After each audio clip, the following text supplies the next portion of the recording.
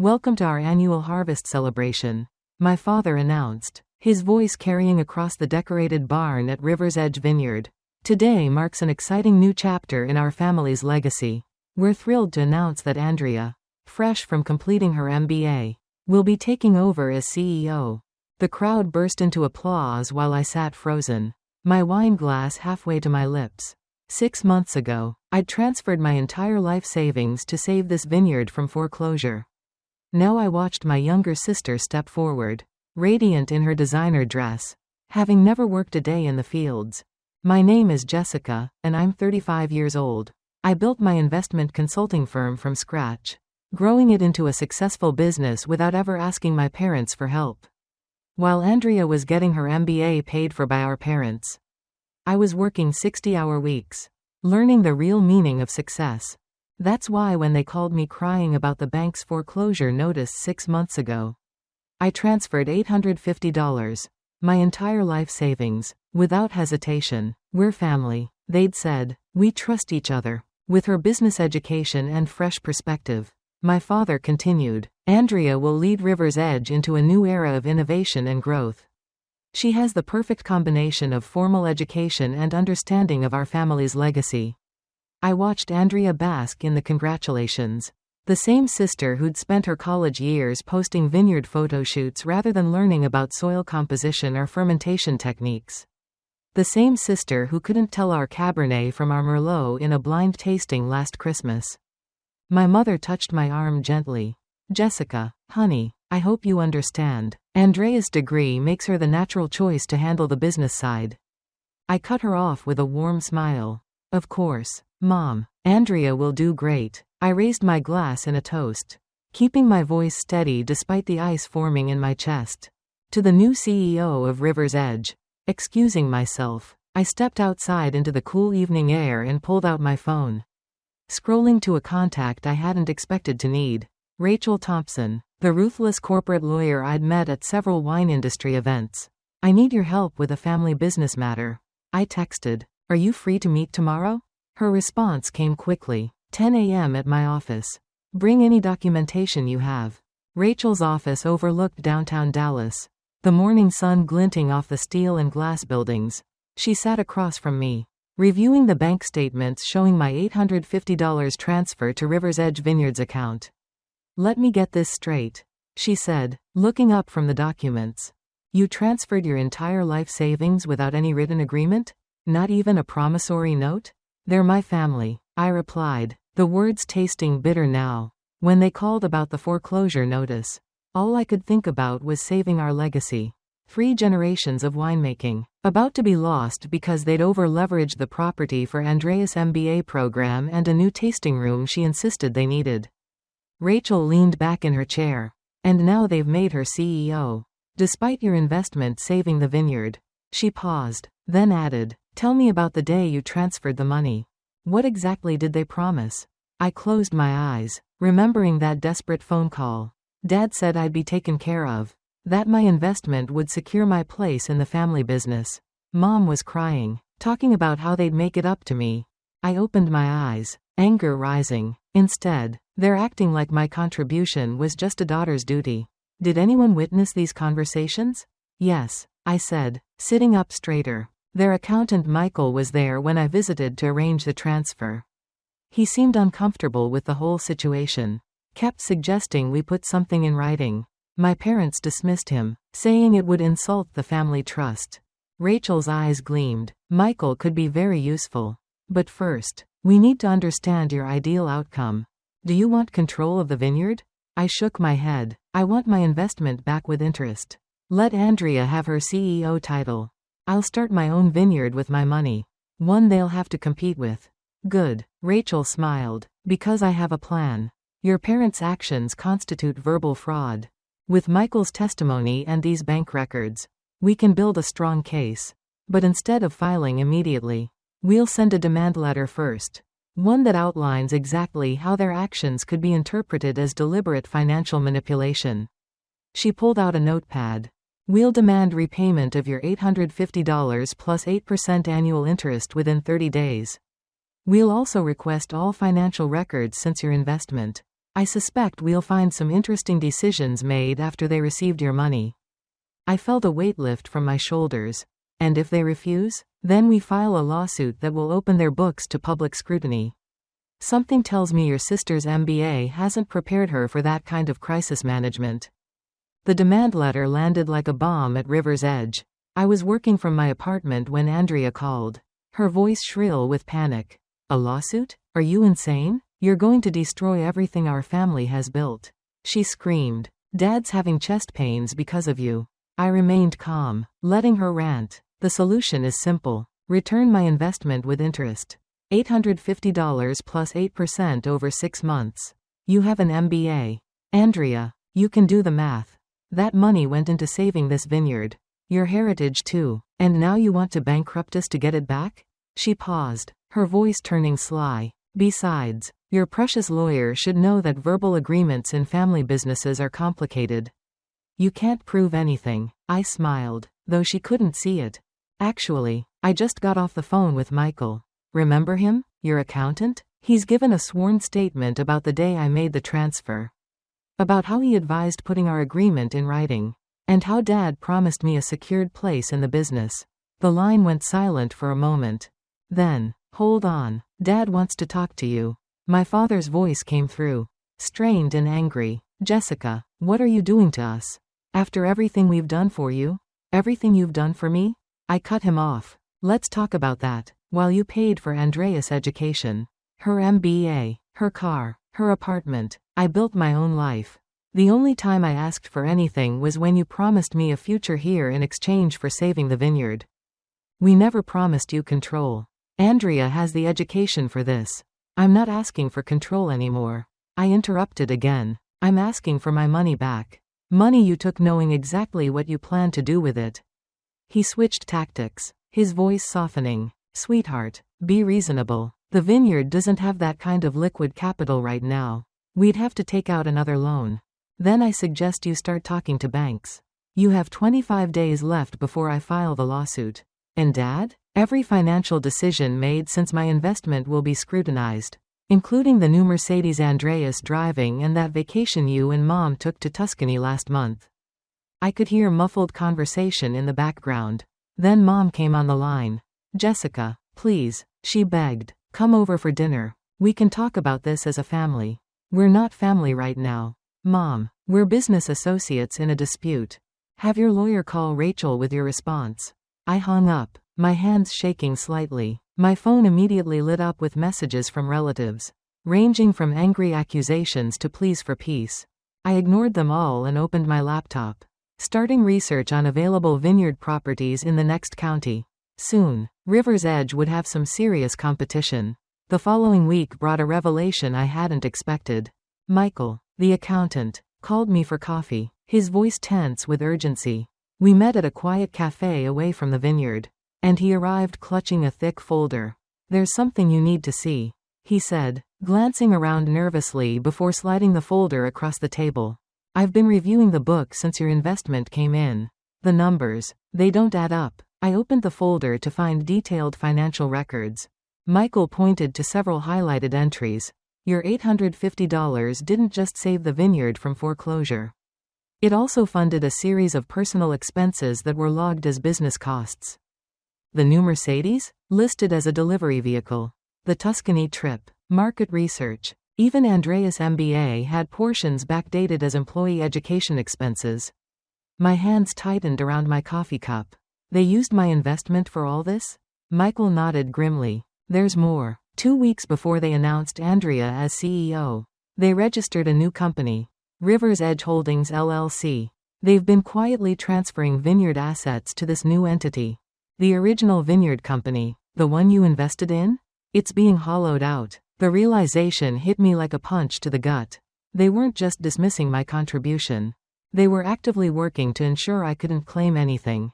The vineyard I'd saved would soon be an empty shell. Your lawyer needs to see this, Michael said, his voice dropping lower. But you didn't get it from me. I'm looking for a new job already. I can't be associated with this kind of financial manipulation. I reached for my phone to call Rachel. But it buzzed first with a text from Andrea. Family meeting tonight. Don't bring your lawyer. Last chance to fix this like family. I showed Michael the text. He shook his head. They must have figured out I was looking into the records. They're going to try to convince you to back down or threaten me to. I replied, remembering similar family meetings from childhood when Andrea had gotten into trouble. Our parents had always found a way to shift the blame to make me the unreasonable one for not protecting my sister.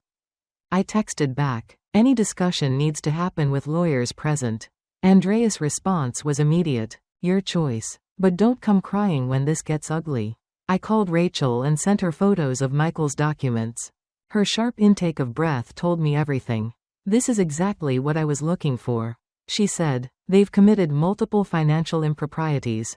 We're not just talking about a civil suit anymore. This could lead to criminal charges. I don't want them in jail. I said quickly, I just want my investment back. Then we use this as leverage. I'm drafting an amended demand letter now. Instead of 30 days, they have 48 hours to either return your money with interest or face an investigation that will involve the SEC. The choice is theirs. After hanging up, I sat in the cafe long after Michael left, staring at the damning documents. Part of me felt guilty for what this could do to my family. But another part, the part that remembered every dismissal, every time they'd favored Andrea, every sacrifice I'd made to help them, felt a grim satisfaction. My phone kept buzzing with increasingly frantic messages from my parents and sister. I ignored them all and opened my laptop, pulling up the real estate listing I'd been eyeing. The Marshall Creek property, 200 acres of prime vineyard land just across the valley from river's edge. Perfect soil composition, excellent sun exposure, and most importantly, a clear view of my family's vineyard. The amended demand letter hit harder than a hailstorm on harvest day. I was in the middle of a virtual tour of the Marshall Creek property when my father burst into my apartment, waving the letter like a white flag of surrender. Criminal charges? He wheezed, his face red. Your own family? I raised you better than this. I minimized the browser window showing Marshall Creek's south-facing slopes. Did you raise me to accept being robbed?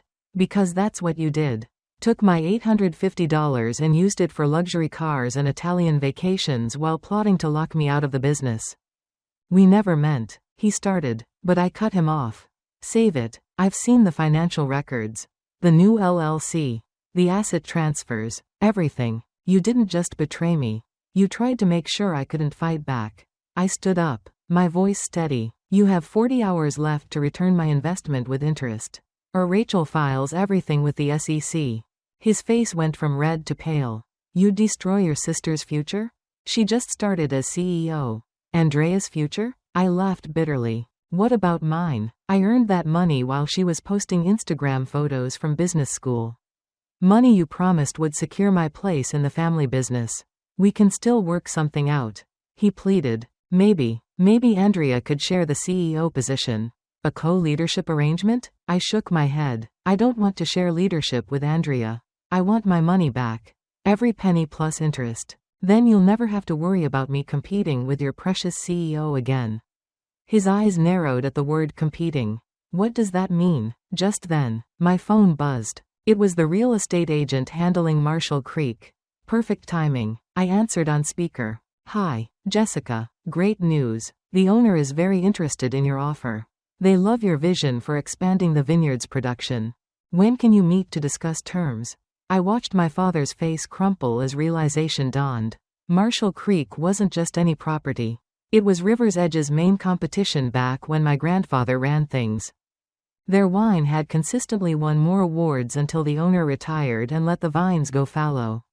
You wouldn't, he whispered. Wouldn't what? Start my own vineyard? Use my expertise to compete with the business that stole from me? I learned everything about winemaking from Grandpa. Dad. Everything. While Andrea was studying business cases, I was studying soil samples and weather patterns. Your grandfather would be ashamed, he said, trying one last emotional jab. No, he'd be proud. Proud I'm not letting you and Andrea destroy his legacy with your greed. I turned back to my laptop. Now, if you'll excuse me, I have a property to buy. TikTok on that 40 hours. He left without another word, slamming the door behind him. Within minutes, my phone exploded with messages from Andrea.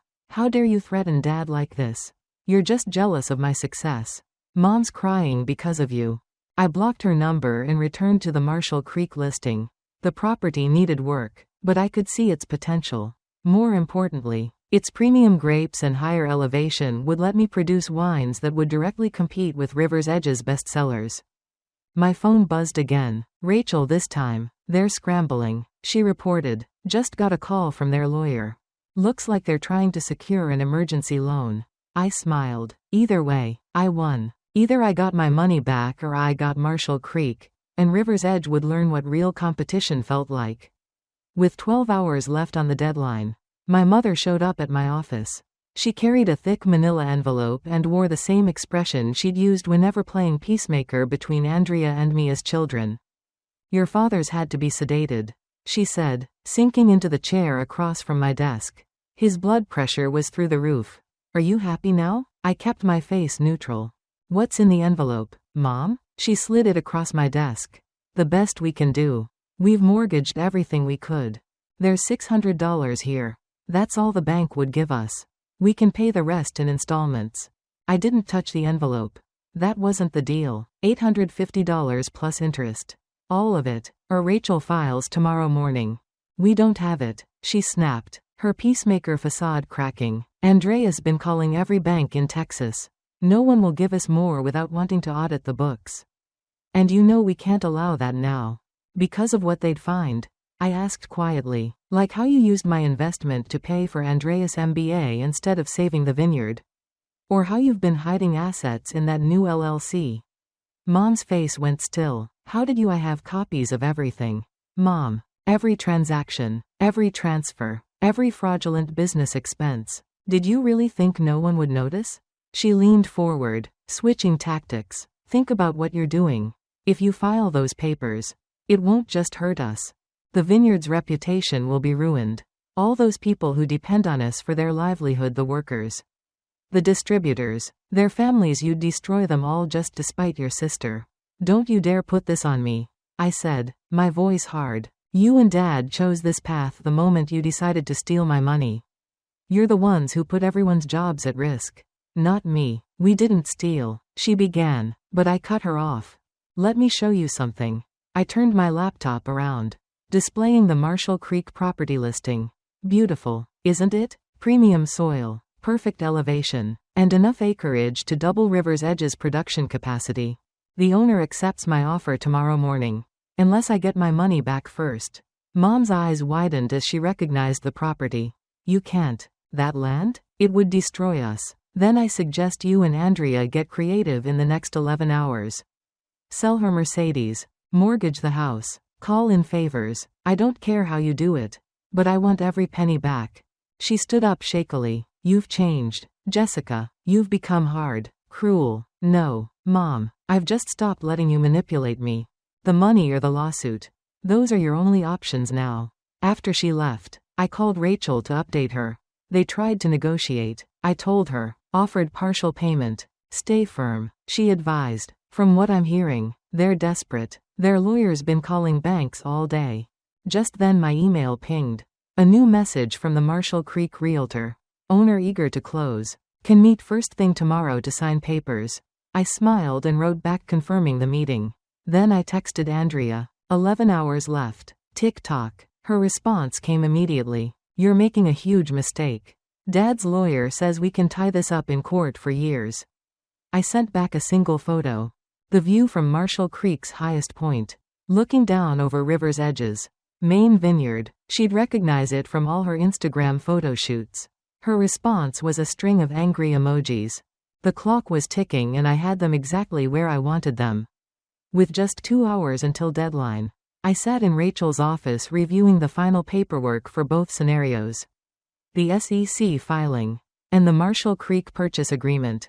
The sun was setting over Dallas, painting the sky in shades of red that reminded me of our Cabernet. Their lawyers called 4 times in the last hour. Rachel said, checking her messages. They're scrambling. Someone named James Turner from First Regional Bank has been trying to reach you too. I sat up straighter. James Turner was Andrea's college boyfriend. The one who dumped her for being too high maintenance. He now worked as a loan officer. Before I could respond, my phone lit up with a text from Michael, the accountant. Emergency board meeting called at River's Edge. Andreas crying in the bathroom. Your mother's threatening to expose something about your father if he doesn't fix this. It's chaos. I called James, who answered immediately. The Vineyard's records show serious irregularities. He said, I can't approve their emergency loan request without a full audit. But there's another option. A bank looking to invest in family wineries. They'd require full transparency, but your parents would get more than just a loan. I texted my father. There's a solution. One that doesn't involve me or the SEC. Call James Turner at First Regional. You have 90 minutes. Andreas' response came instantly. You think some bank taking over is better than family? You're destroying Grandpa's legacy. I thought about our grandfather. About the hours he'd spent teaching me about the vines while Andrea played on her phone. His last words echoed in my mind. The grapes don't care about fancy degrees, Jesse. They care about love and hard work. 1 hour left. Rachel said quietly. What now? With 30 minutes left, Michael's updates became more frequent. Your father's reviewing documents with the bank. Andreas called 3 different loan officers. Your mother's gone through half a box of tissues. I kept my phone close. Waiting. The $850 wasn't just about money anymore. It was about making them face the consequences of their actions. Rachel worked quietly across from me, preparing both sets of paperwork. Then my father's number appeared on my phone. The bank wants full control of financial decisions for 5 years, he said, his voice rough. Plus 2 board seats. We'd be answering to strangers. Better strangers than thieves, I replied coldly. 20 minutes left. If we do this, if we let the bank take over, will you drop everything else? No SEC? No competing Vineyard? I leaned forward. Sign with the bank. Repay my investment with interest. And I'll walk away. You'll never have to worry about me competing with precious Andrea again. He was quiet for a long moment. Your mother thinks we should call your bluff. Says you won't really file with the SEC. That you're too soft. 15 minutes to find out. I said. Tick-tock. I hung up and turned to Rachel.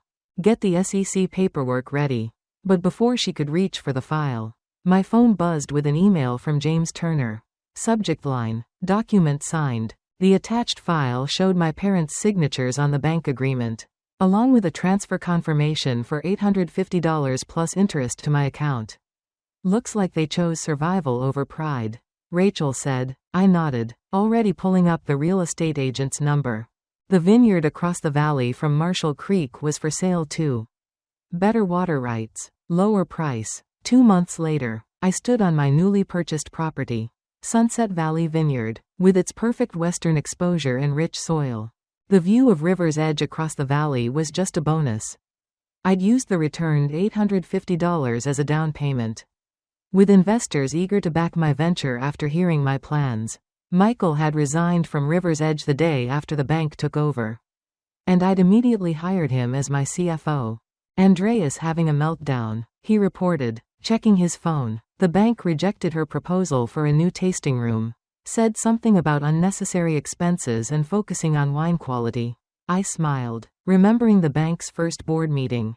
They'd replaced the Mercedes with a practical truck and cancelled the Italian wine tasting tours. Andreas' MBA was proving useless against actual financial oversight. My mother still sent weekly texts about healing the family, which I ignored. My father hadn't spoken to me since signing the bank agreement.